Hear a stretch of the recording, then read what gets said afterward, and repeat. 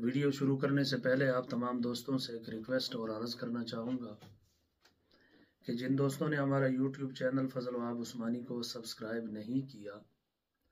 बराए मेहरबानी हमारे चैनल को सब्सक्राइब करें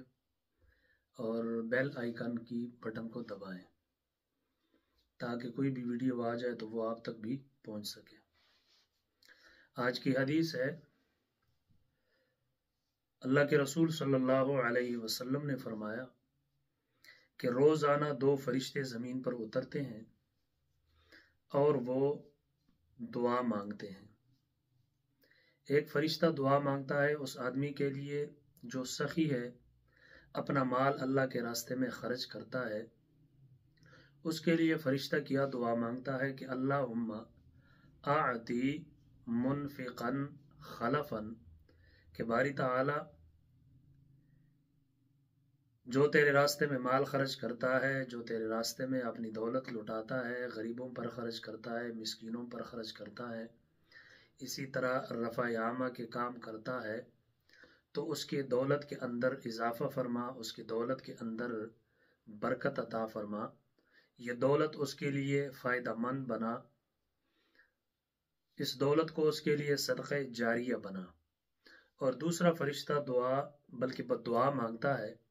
उस शख्स के लिए जो कंजूस है, जिसे अल्लाह ने माल और दौलत अता फरमाया है, लेकिन वो अल्लाह के रास्ते में खर्च करने के बजाय उस दौलत पर सांप बनकर बैठा हुआ है और अल्लाह के रास्ते में 1 रुपया भी खर्च नहीं करता, तो उसके लिए फरिश्ता बद्दुआ करता है कि अल्लाहुम्मा आअती मुमसिकन तलफन, कि बारी ताला इसका माल तबाह व बर्बाद कर दे, इससे माल तलफ कर, इसके माल से खैर व बरकत उठा दिया जाए, ख़त्म कर दिया जाए, ये माल इसके लिए फ़ायदेमंद नहीं बल्कि उल्टा नुकसान का बायस बन जाए। तो ये दो फरिश्ते हैं और दो फरिश्ते अलग अलग दुआएं मांगते हैं। पहले नंबर पर तो आपको पता होना चाहिए कि फरिश्ते अल्लाह की नूरानी मखलूक है, जिनके अंदर नाफरमानी का शायबा तक नहीं, वो हमेशा अल्लाह के फरमानबरदार ही रहते हैं। तो अगर अल्लाह की नूरानी मखलूक वो दुआ मांगे या बद दुआ मांगे तो उसकी कबूलियत के अंदर कोई शक और शुबा नहीं होता। यानी खुशकिस्मत है वो इंसान जो अल्लाह के रास्ते में अपनी दौलत लुटाता है। एक तो अल्लाह उसकी दौलत के अंदर बरकत डाल देते हैं, दूसरा अल्लाह तबारक व तआला उस दौलत को उसके लिए सदक़े जारिया बनाता है, तीसरे नंबर पर उस दौलत का फ़ायदा क़यामत के दिन नेकियों की सूरत में उसे मिलेगा। और फिर फरिश्ता उसके लिए खैर व बरकत की दुआएं मांगता है, तो ज़ाहिर बात है अल्लाह तबारक व तआला उस फरिश्ते की दुआ को भी कबूल फरमाते हैं। और दूसरा शख्स ऐसा बदबख्त है, बदनसीब है कि जिसे दौलत अल्लाह ने अता फरमाई है, अल्लाह के रास्ते में खर्च करने के बजाय, गरीबों पर मिस्कीनों पर खर्च करने के बजाय वो सांप बनकर उस दौलत पर बैठा हुआ है,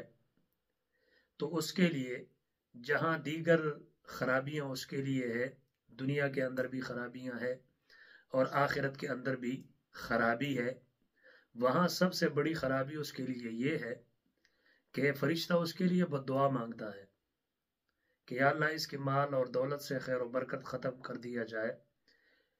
इसका माल और दौलत तलफ कर दिया जाए, ख़त्म कर दिया जाए, ज़ाया कर दिया जाए।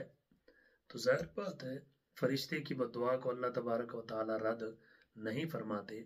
तो आज की इस हदीस से हमें ये सबक मिलता है कि जितना भी हमारे पास है, जो कुछ भी है, जिस शक्ल में भी है, वो हमारी ज़ाती कमाल की वजह से नहीं, हमारा उसमें सिर्फ मेहनत नहीं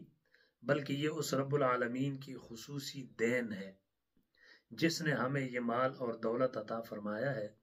फिर अगर वो मौलाए करीम हमसे उस दौलत में से 40वां हिस्सा मांगे तो हमें बरज़ा और रग़बत देना चाहिए, खुशी के साथ देना चाहिए, ताकि दुनिया के अंदर हमारे बाकी माल के अंदर खैर व बरकत हो اور آخرت کے اندر ہمیں اللہ تبارک و تعالی اجر و ثواب عطا فرمائے۔ تو اس حدیث سے ہمیں یہ سبق ملا ہے کہ مال اور دولت کو اللہ کے راستے میں لٹانا چاہیے، نہ کہ اس پر سانپ بن کر انسان بیٹھ جائے۔